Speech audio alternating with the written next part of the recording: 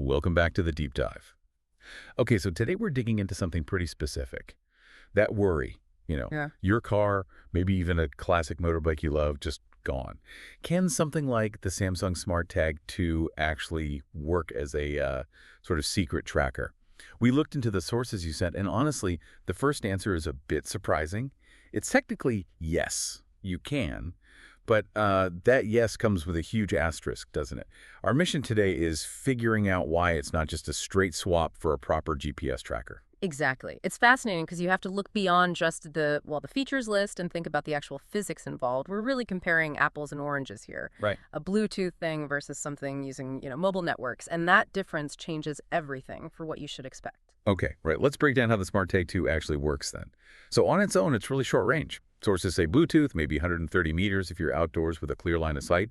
Great if you lost your keys in a giant car park, Perfect for that. but a stolen car, that could be miles away in minutes, not meters. Right.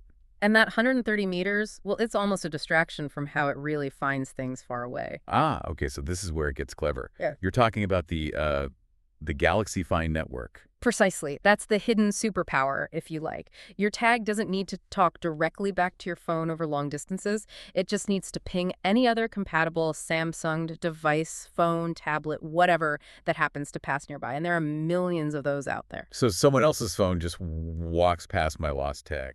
And it anonymously picks up the signal, gets the location, and sends it securely back to the network. Then you see it in your app. Okay, so it's location by proxy, almost like crowdsourcing the location. You got it. It tells you where the tag was the last time a friendly device detected it. Not necessarily where it is right now. That's how a, $30 tag can locate something far off, assuming it passes through areas where people have these devices.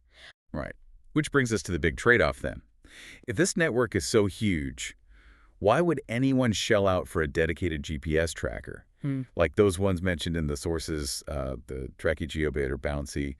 What do they offer that this tag doesn't?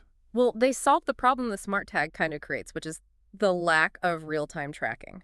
If you need to see where your car is moving right now, following its path on a map, Right. you need GPS, a SIM card, and a mobile connection, active tracking. Active versus passive. Exactly. The SmartTag is incredibly passive, uses almost zero power. You change the battery, once a year maybe? Those GPS trackers, they need constant power, often a built-in battery you have to recharge maybe every couple of weeks if it's one you hide away. Yeah. And they're talking to the mobile network constantly. Okay, but hang on. Let's talk cost for a second. The SmartTag 2, it's a one-time buy, right? Maybe 30 bucks. These GPS things are often over $100. Plus, you mentioned a SIM card. So there's a monthly fee, too. That adds up. Oh yeah, the subscription is definitely a factor. So if you're just trying to protect, say, an old scooter worth maybe 500 bucks, Yeah. does it really make sense to pay for this expensive GPS setup every single month? That's a really fair point. And for many people, the cost difference is huge. It's probably the main reason they'd consider the SmartTag first. But, and this is a big but for theft recovery. The SmartTag 2 has this major flaw baked right in. Or maybe it's a feature, depending on how you look at it. Uh-oh, what's that? The anti-stalking feature. It's designed to protect people. Ah, right. So if someone steals the car and the thief has... As a compatible phone, yeah. Yeah. After a while of the tag traveling with them, their phone is designed to pop up an alert. Something like an unknown tag is moving with you. Wow. Okay, so the very feature designed for privacy completely undermines it as a secret theft tracker. Pretty much. The thief gets notified, looks around, finds this little plastic square, and, well, tosses it. Game over for tracking. So it's useful if you, forget where you parked in a busy area because you'll get close enough for Bluetooth, or the network might update eventually. But if someone actually drives off with it, intending to keep it hidden, the tag basically tells on itself. That's the nub of it. The difference is like asking your neighbor, hey, did you see my car go by earlier? Versus having a live video feed from a drone following it. Two very different things. Okay, that clarifies things a lot. So yeah, the takeaway really is SmartTag 2. Brilliant, cheap locator for misplaced items, amazing battery, uses that clever network.